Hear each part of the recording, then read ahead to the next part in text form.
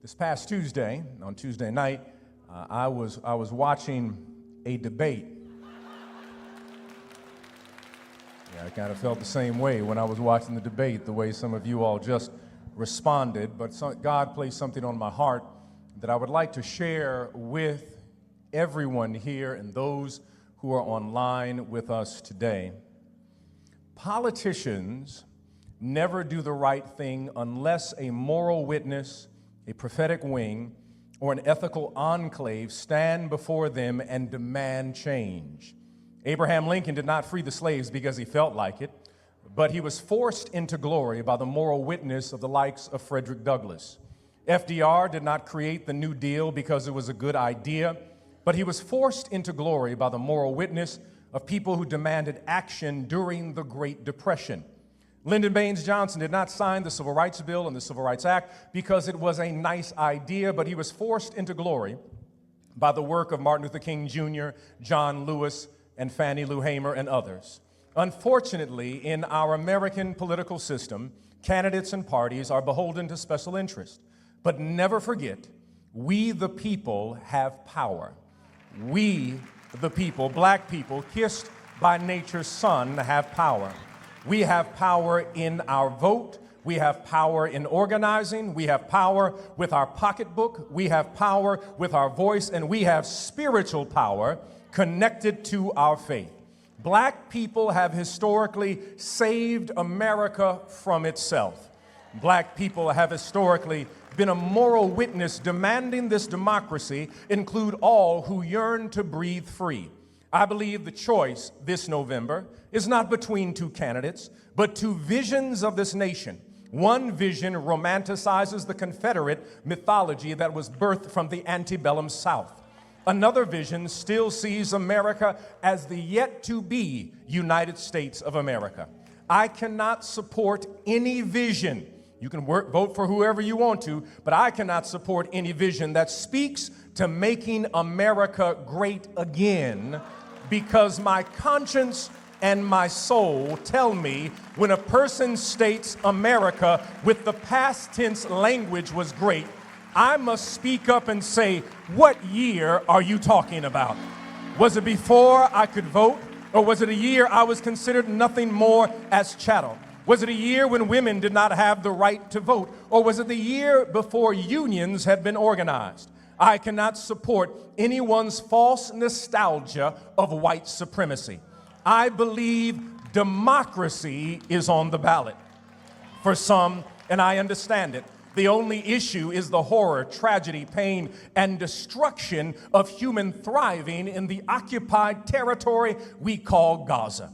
For others, it is Gaza, the Congo, the Sudan, and Haiti. But I say to us all, we must look at all issues, foreign and domestic. For the question before us is, what will this country be? Not for our children, not for our grandchildren, but for our great-grandchildren. We must, as a church, and when I speak of the church, I said we must, as a church, the black church collectively, not churches that just have black people in them. I'm talking about the black church of Frederick Douglass, the black church of Harriet Tubman, the black church of W.E.B. Du Bois and the souls of black folk, the black church of A. Philip Randolph, the black church of Ida B. Wells, the black church of Ella Baker, the black church of James Lawson, the black church of Willie Barrow, the black church of Jesse Jackson, the black church of Jeremiah Wright, the black church of James Cone, and the black church of Martin Luther King Jr.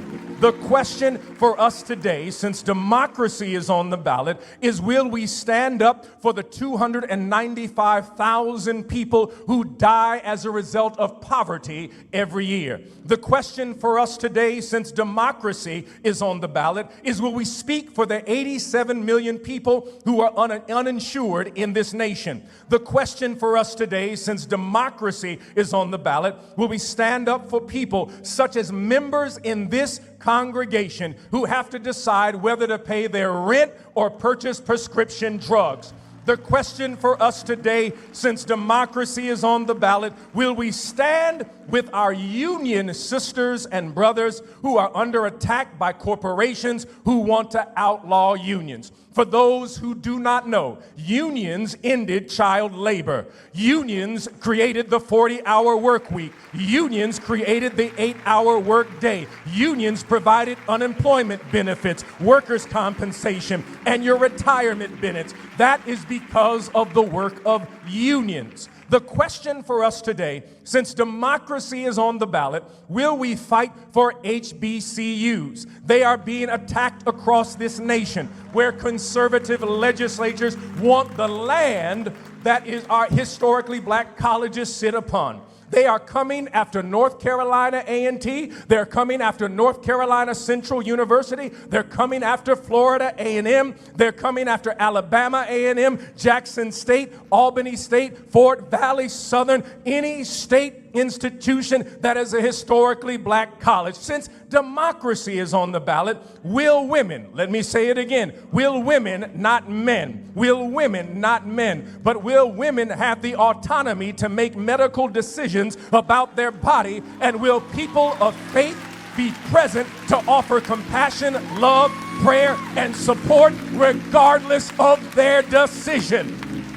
Will we fight to ensure that every returning citizen has full citizenship rights after they've served their time in prison? Since democracy is on the ballot, will we seek to abolish the penal system of incarceration that is destroying our community? Since democracy is on the ballot, will we vote to protect our right to vote across this nation? Conservative legislators are passing laws to restrict voting rights and gerrymandering districts to dilute black political power. Since democracy is on the ballot, will we fight to protect this planet as we are seeing the effects of climate change right here in Chicago? Since democracy is on the ballot, you must know there are 46 judicial appointments the next president will make that will reshape voting rights, unionization, homelessness, and even possibly outlaw historically black colleges. Since democracy is on the ballot, I'm not a one-issue voter, but I'm a voter who votes to protect black issues. Since democracy is on the ballot, I'm asking today, right now, everyone in this village, if you are a registered voter, if you are an organizer, if you are part of a union, if you lead a block club, if you are a local activist, it's time for us to get together as a community and collectively as a church and do what our ancestors have done generation after generation and save this nation from itself. Democracy is on the ballot.